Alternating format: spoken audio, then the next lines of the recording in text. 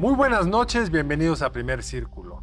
Hoy vamos a platicar sobre el desenlace de la elección en Argentina, que fue no este domingo sino el anterior, y sobre todo qué podemos esperar del gobierno de Javier Milei, que realmente nunca ha tenido un cargo público. Y con ese fin hemos invitado a una experta en el tema, Natalia Saltalamacchia. ¿Cómo estás? Muy bien, muchas gracias. Buenas noches. Natalia, qué Gusto gusto verte. verte. A ver, Natalia, desde México luego vemos las cosas con mucha simpleza, pues porque no tenemos la sutileza de Argentina.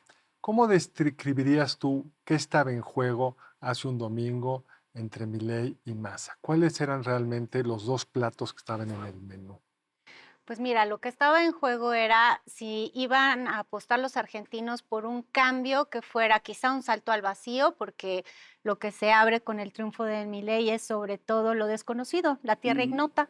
Nunca Argentina tuvo un candidato con una plataforma de extrema derecha que ganara la presidencia, ni tampoco en democracia que planteara políticas tan radicales. Entonces estaba por un lado la idea de estamos hartos y queremos un cambio, aunque no sepamos exactamente qué entraña, o la continuidad de una política que iba a tener ajustes, pero que se asociaba con el peronismo y por lo tanto con una promesa de continuidad de situaciones que los argentinos venían percibiendo como ya muy desgastantes. Ahora, las encuestas traían empate Sí. prácticamente. La primera gran sorpresa es la distancia. Exacto. Sí, 12 puntos de distancia es mucho, ¿no? Tenemos un candidato que saca el 44%, otro que saca el 56%, y lo que podemos ver es que eso es el producto de un estratega político interesante que es Macri, porque hay una aritmética perfecta, es decir, Milei tenía el 30% de los votos, y después En la se le primera suman vuelta. en la primera vuelta y después se le suma el 24% de los que traía Juntos por el Cambio, más 2% que pensamos que vienen de un candidato que se supone que es peronista, Schiaretti, pero que al final jugó en esta elección para que ganara Milei. Entonces, sí, vemos que la distancia fue mucho más grande de lo que se esperaba. Ahora, el ajuste es un ajuste profundo, ¿no? Histórico, diría yo, en tanto que se han ido agotando las instancias alternativas al peronismo. O sea, ya tú estás mencionando a Macri. Ha habido varios intentos no peronistas y no han fructificado, y entonces quizá por eso la población dice todavía más radical y más extremo y se lanzan al vacío. ¿O cómo lo ves tú? Claro, pues sí, un candidato antisistémico, lo hemos visto en otros países de América Latina, un candidato que viene, su experiencia, ya lo decía Carlos, su experiencia de gobierno es ser 2 años diputado. Antes de eso era polemista en programas de televisión, en temas Mucho económicos, más energético que nosotros, hay que verlo. muy arriesgado en su discurso, discursivamente violento, Sí. pero además siempre demostrando que lo políticamente correcto era un camino equivocado, un candidato que trae además un paradigma económico muy, les diría yo, muy como religión, como credo. Milei tiene buenas... No sé si tiene buenas respuestas, tiene respuestas rápidas y fáciles a problemas difíciles porque él repite todo el tiempo una serie de Soundbites. de dogmas económicos que vienen de Hayek y de la escuela austriaca, ¿no? De economía. Pero la verdad es que los dogmas económicos me sorprenden menos. Thatcher tenía dogmas económicos y en un país mucho más políticamente educado y menos destruido económicamente ganó porque tiene su encanto, la libertad avanza. Lo que a mí me parece más difícil de entender es que está loco. Es decir, no era gratis que así le decían de chico, ¿no? En la preparatoria, en el colegio le decían el loco. Y cuando uno ve las cosas que dice, las cosas como vive, es un señor que dice que se comunica con su perro muerto. Sí. Eso no es normal, que la gente se comunique con su perro muerto, pero es menos normal que el elector, sabiendo eso, vota a favor. Para mí es la primera gran sorpresa, independientemente de qué prometa el personaje. Se lo ve emocionalmente desequilibrado. Sí. Una de Espero las... que no te moleste el murmullo que está después. Porque en una, Haciendo en una entrevista televisiva se puso loco porque había un murmullo de los camarógrafos, ¿no? Se No, le y que vio, le decían sí, cosas voces atrás. Y eso era lo preocupante. A ver, esto nos da una medida de lo que la gente estaba, digamos, el nivel de desencanto que había generado. Desde luego el kirchnerismo y los gobiernos peronistas, pero antes de eso hubo un gobierno de Juntos por el Cambio, de PRO, de Mauricio Macri, que pues también no tuvo la confianza de la población para volver a gobernar. A ver, en este momento no será el presidente, pero para mí Macri está empezando a ser el poder detrás del trono, porque ese candidato con cosas estrafalarias, este candidato disruptivo, no tiene mucha capacidad de operar las riendas reales del poder. Y por eso es que creo que Macri se sumó a esta opción, le trasladó, porque sí sucedió los votos, y está exigiendo participación. Los ministros que está por nombrar Javier Milei, si se confirman, nada más y nada menos que el Ministerio de Economía, estaría allí Luis Caputo, que fue secretario de Finanzas de Mauricio Macri, y en el Ministerio de Seguridad y Defensa, la ex candidata Patricia Bullrich, ¿no? Sí. De la que no se expresó muy bien, Milei. Exactamente, pero es que de todo, justamente porque él venía diciendo que la opción de, yo les diría, derecha liberal conservadora que representaba el PRO era demasiado tibia, era una Sí. opción política que no resolvía nada y él hablaba muy mal tanto de Bullrich como de Macri e incluso del que ahora sería su potencial ministro de Economía con el que está de viaje en Washington y Nueva York buscando apoyo financiero para su programa de gobierno en este momento. Ahora, en el fondo también hay un brutal desprecio por la política en sí, por el quehacer político. En el discurso de Milei, por ejemplo, hay una frase que me pareció increíble, dices, confiarle el gobierno a los políticos es como confiarle tus hijos a los pederastas. O sea, ¿no? Un desprestigio generalizado de la política y yo soy la alternativa porque no soy político, lo cual termina por ser bastante... No, en el momento que te dedicas a la política te vuelves político, pero lo que estaba queriendo distanciarse era de la casta, que era Sí, una de sí. sus mejores frases, que era pues, lo mismo que se vayan todos, lo mismo el equivalente en México de la mafia del poder, etcétera. Pero lo interesante es que ¿con quién va a gobernar? Pues con una Ujú. parte de esa casta. Por ¿Por supuesto. qué no lo puede hacer distinto, Natalia? Porque el Estado es una cosa compleja que necesita tener distintas palancas para accionar y que las cosas sucedan. A ver, Milei necesita para gobernar al menos tres cosas. Una es, desde luego, un gabinete de personas que sepan hacer una parte del trabajo. Ese, digamos, que lo está construyendo con alguna gente del PRO que tiene cierta experiencia y también con gente, y esto pues siempre sucede con las fórmulas, digamos, que vienen sin partido político, con gente que viene de la empresa, con gente que viene de los bancos y que por primera vez va a entrar al Estado a entender cómo funciona ese animal distinto. Lo vimos con Fox. Y en algún momento en México hubo, ¿no?, un presidente que nombró a través de headhunters y la idea de que el Estado puede parecerse a una empresa. Pero hay dos cosas más que necesita. Una es que Argentina, siendo una democracia, se gobierna con leyes y necesita al Congreso. Y en el Congreso va a tener que hacer negociaciones porque ni La Libertad Avanza ni Juntos por el Cambio obtienen la pluralidad necesaria para aprobar leyes, ya no les digo reformas constitucionales. Y la tercera es que necesita gobernabilidad, necesita que la calle esté tranquila.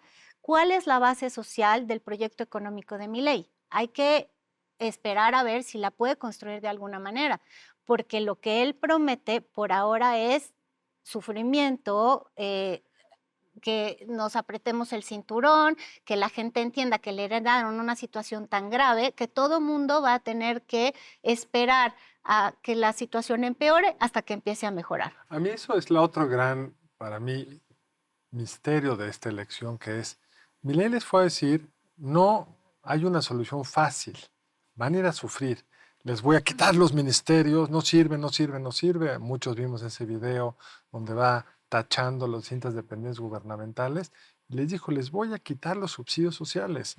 En México no llegas al 1% del voto si dices algo así. Sí. Él puede con toda razón decir, sobre advertencia no hay engaño, pero una cosa es que te digan que la medicina va a ser amarga y otra es que te la quieras seguir tomando. Ahora, también siguiendo tu línea, también lo de la dolarización es algo que suena muy atractivo, pero implementarlo, digo, hay varios casos, puede ser muy complicado y muy doloroso para la población. Me comentaba el otro día un argentino que estuvo hace 2 meses en Argentina y estaba a 200, dólar, 200 pesos por dólar, y cuando salió estaba a 600. O sea, es una locura ya del intercambio y dolarizarlo, pues supondría apostarle a algo que pues, en América Latina no ha jalado del todo, ¿no? No solo no ha jalado, hay dos países que lo han hecho a media chiquititos, mucho más sencillos, El Salvador y Ecuador.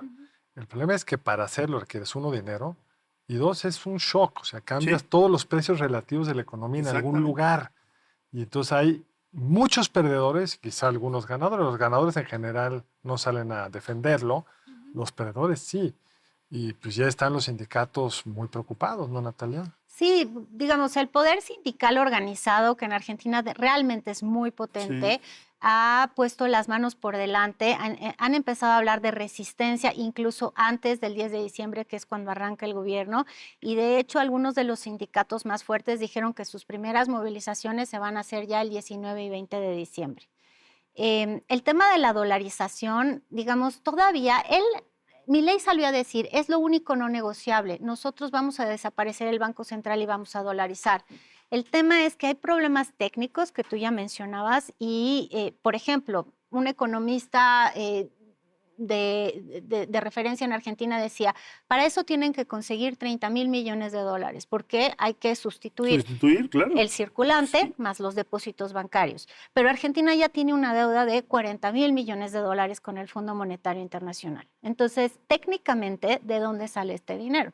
Jurídicamente hay otro problema. El presidente de la Suprema Corte de Justicia ha dicho que en su concepción es inconstitucional, porque el artículo 75 de la Constitución argentina dice que se crea un banco central que emitirá la moneda del país y que tendrá además la misión de defender el valor De la de moneda. la moneda nacional.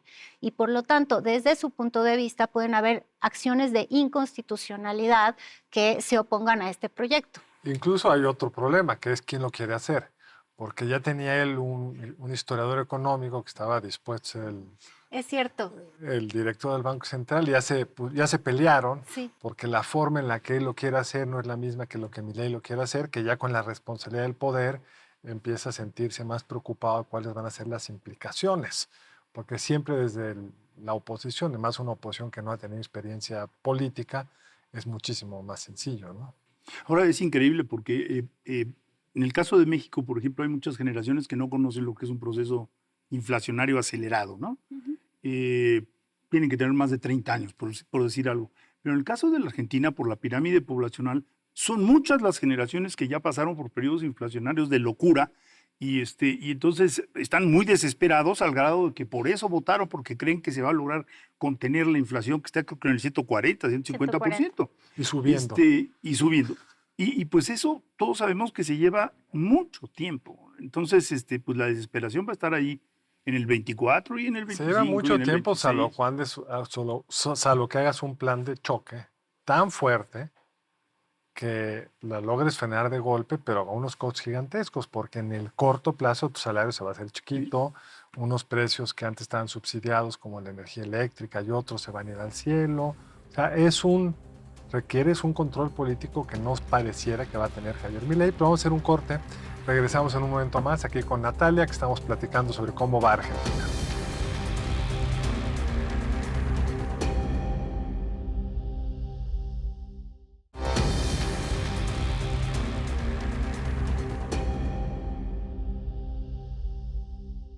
Estamos de regreso aquí discutiendo el triunfo de Milei. Natalia, ¿qué hace un gobierno con un plan de choque? Porque la forma en la que logramos en México contener nuestras dos horrendas crisis, 82 y 95, fue que los salarios reales decrecieron, es decir, la inflación iba más rápido que los aumentos salariales.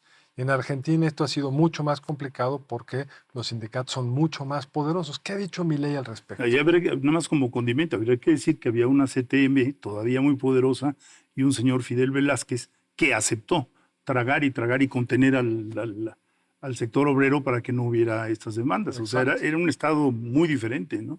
Claro, sí. Y hoy, de hecho, los sindicatos que agrupan a distintos servidores públicos en Argentina son muy poderosos, pero también los del sector bancario y de distintas partes de la economía.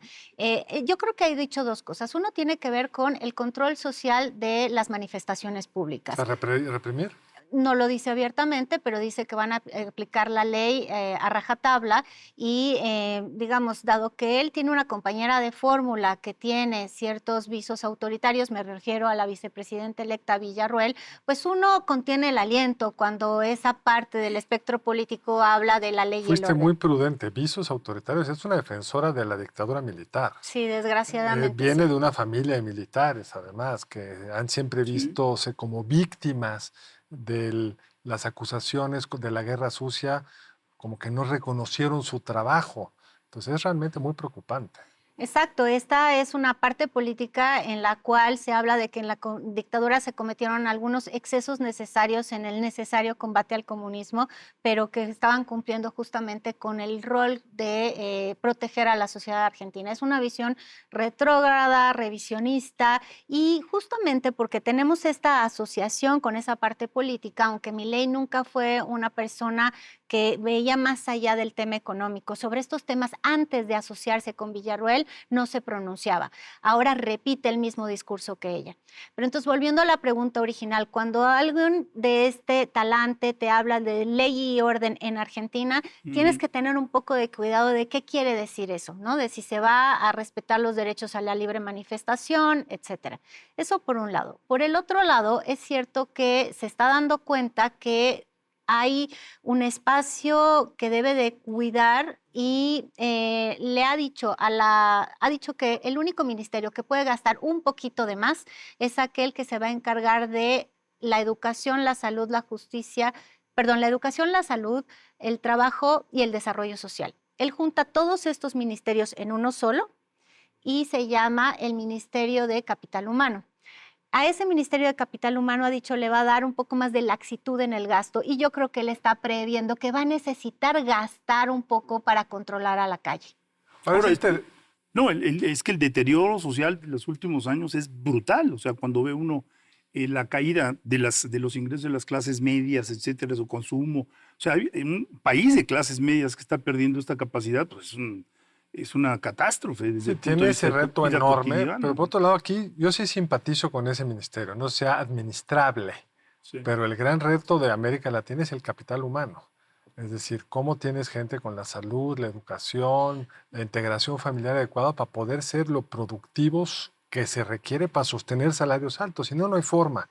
O sea, aparte de los Yo dilemas de entiendo, estos, pero en realidad lo que pasa es que le está achicando el Estado con esto. Es decir, existen 16 ministerios, él hace solo 8. Por lo tanto, las carteras de salud, educación, desarrollo social y trabajo se van a un solo sí, ministerio. pero si les dan lana para trabajar y tienen un jefe en vez de 8, no necesariamente es malo. Puede ser más integrado y puede tener un foco mejor y puede tener como objetivo último eso, el desarrollo del capital humano. Porque, dije, puede ser imposible de administrar, A lo que suena, ¿no? pero simpatizo con la idea de que eso es lo que requiere el país, porque yo sí creo que tenemos que recuperar un poco, no solo ganó por la desesperación de los argentinos, creo yo, sino porque sí hay algo muy atractivo de la libertad. Si es un país lleno de restricciones, desde cosas que a veces la izquierda les puede parecer muy tontos, que no puedo viajar porque no tengo dólares, que había varias frases así de los que votaron por Milei, pero eso te habla de un clima donde hay muchas cosas que no se pueden hacer, porque el peronismo o el kirchnerismo o el último gobierno de Fernández fue cada vez limitando más las cosas para tapar los agujeros que había por todos lados. Y Pero el principio aquí es que haya un reacomodo de las fuerzas económicas. claro, pero ahí estamos hablando de libertad económica, Sí. ¿cierto? O sea, lo que hay es probablemente un exceso de regulación económica, porque sí me gustaría decir que en la parte política, digamos, Argentina es un país de libertades. No, totalmente. Tanto Más que que, acá probablemente. digamos, la prensa no tiene un problema. Tenemos sobre todo que reconocer que la parte política que perdió inmediatamente salió a conceder su Totalmente. derrota, Ujú. y no solo el candidato Massa, sino el principal referente kirchnerista, que es el gobernador de la provincia de Buenos Aires, Kicillof. Esa parte también salió muy rápido a decir la población no nos favoreció y entendemos Y el que lo que presidente sigue saliente es ya hablar se... con el presidente. Exacto. No, en eso quiero, qué bueno que lo aclara. Estoy refiriéndome a la libertad económica. Sí, Pero justo el contexto que me parece muy preocupante es que junto a la libertad económica, lo que hay no solo es un discurso del que tú dices de represión posible, sí. sino en otros temas es todo menos libertario. En lo que se refiere a la mujer y su cuerpo, al aborto, es totalmente en Sí. contra, que eso pues, es muy contradictorio en el principio filosófico que lo anima. Sin duda, ahí se le acaba el tema de la libertad, ¿no? En la parte que tiene que ver con el derecho de las mujeres a decidir sobre su propio cuerpo. Y también recordemos que él está asociado con una persona que está, digamos, en la agenda de negar, ¿no?, qué sucedió durante la dictadura militar en los años 70. Hay un revisionismo histórico con respecto a el terrorismo de Estado y esto, aunque Milei no lo ha abrazado él personalmente como su principal tema, porque su principal tema es la economía, la vicepresidenta está muy cercana al estamento militar y reivindicando la participación de, ahora sí que los generales en la política argentina durante los 70. Eso a mí me parece preocupante. Ahora, tiene otro reto muy interesante, muy importante, que es la política exterior, porque era un barrio, digamos, un barrio que domina un cierto tipo de izquierda. Tiene un tratado, una zona comercial, un tratado Mercosur, donde sus dos principales socios hoy los gobierna la izquierda, o sea, Chile y Brasil, ¿no? Y sin embargo, parecería por señales que se ven hoy que están empezando a entender que hay que llevarse bien con los compañeros del barrio, ¿no? Que está bien querer a Trump, que está en Estados Unidos, pero tu vecino es Brasil y no lo gobierna Bolsonaro, lo gobierna Lula. Es interesantísima esa ecuación, porque de alguna manera Lula le ayudó a Massa a hacer su campaña política. Así como Pues mandando mensajes favorables a Massa, con algunos consejos sobre estrategia electoral. Estaba muy cerca Lula de Massa como candidato. Milei muy cerca de Bolsonaro. De hecho, Milei ha invitado a Bolsonaro y a su hijo Eduardo Bolsonaro a la toma de posesión. Y lo hizo antes de que se invite al presidente Lula a la toma de posesión. Hay una tensión que viene entre estos dos personajes desde hace tiempo y esto es lamentable porque el principal socio económico y también yo les diría en términos de política regional de Argentina es Brasil.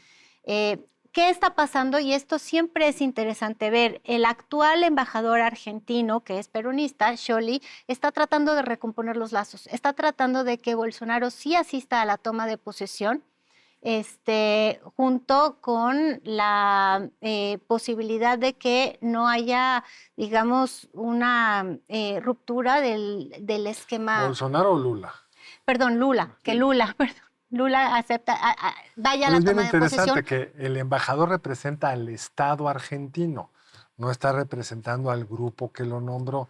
Y eso es algo que sí me ha sorprendido muy para bien, sobre todo en la polarización mexicana, darse cuenta que en Argentina siguen predominando esos instintos. El presidente Fernández se reúne con el presidente entrante porque eso es lo que le corresponde y es lo mejor para el país. No Trump, que no fue capaz de asistir, no solo no asistió al cambio de gobierno, sino que trató de hacer un golpe de Estado. Ahora, algo que también no hemos puesto sobre la mesa, pero fue importante, es el terrible impacto que tuvo la figura de la señora en el gobierno. Es decir, la corrupción de la señora. La vicepresidenta. Sí. Pues, tú estabas allá y todo el mundo te decía, es que este edificio es de la señora. Porque además le decían así, la señora, ¿no? Y creo que eso se paga, ¿no? Se fue acumulando, acumulando, acumulando y pues la señora arrastró también a Fernández, ¿no? Bueno, la idea de poner a un candidato más centrista, que es Massa, tenía que ver con el desprestigio que en efecto ya tenía la opción, digamos, kirchnerista representada por Cristina Fernández de Kirchner. Siempre es importante hacer los matices. justamente el candidato Massa no viene del peronismo de pura cepa. Él empezó a hacer política en un partido de centro liberal conservador y llegó al peronismo solo cuando Menem comenzó a gobernar en los años 90. Entonces, lo que quiero decir a propósito del comentario de Federico es que justamente el peronismo trató de correrse hacia el centro y de despegarse, ¿no?, de aquellas figuras políticas del pasado para tratar de renovar su opción de ser gobierno. No les alcanzó, no les alcanzó Interesante claramente. que viene del peronismo de un Liberal. presidente, como el caso de Menem, que era pues, indistinguible de los neoliberales de la época, digamos. Sí, claro. Y que ya había ensayado, nos quedan solo 2 minutos, ya había ensayado con algo muy similar a la dolarización, que es la convertibilidad. La promesa de que cada peso argentino va a estar respaldado con $1 y que entonces pues valen lo mismo y no tienes que preocuparte por toda esta danza permanente del tipo de cambio que los argentinos tienen que sufrir. Y eso fracasó estrepitosamente. Bueno, sí, terminó, digamos, con unos desequilibrios tan fundamentales que cuando se liberó la convertibilidad 1 a 1, se disparó la corrida inflacionaria, la gente empezó a tratar de sacar el dinero de los bancos y el gobierno decretó el famoso corralito. Corralito. Todo esto sí fue que fue O sea, una esta mala experiencia. película Ya la vimos, Ya la vimos. ya la vimos. Esto es muy interesante. Porque si no se corrigen los desequilibrios fundamentales, no hay solución. O sea, la dolarización me recuerda al abrazos, no balazos. Hay temas donde no hay soluciones fáciles. Lo que tienes que hacer la chamba y la chamba pasa por recortar gasto, subir impuestos y eso es políticamente muy complicado. Natalia, ¿alguna reflexión final? Nos tenemos que ir. Sí, la verdad es que necesita Argentina que le vaya bien a Milei, a pesar de todo lo que vimos en campaña, a pesar de que lo vemos desequilibrado, creo que es muy importante que exista la posibilidad de gobernabilidad, porque sinceramente, ¿quién es el otro referente, líder o lideresa político que podría beneficiarse de una debacle de este gobierno? Entonces, ojalá no haya una interrupción en el gobierno institucional y constitucional que representa Milei y que este barco se pueda enderezar con el menor dolor social posible para las grandes masas de la población argentina. Pues muchas gracias, Natalia. Encantada, Natalia, gracias, Federico. Mil gracias. Nos vemos aquí la próxima en Primer Círculo. Buenas noches, gracias por acompañarnos. Nos vemos lunes entrante aquí en Primer Círculo.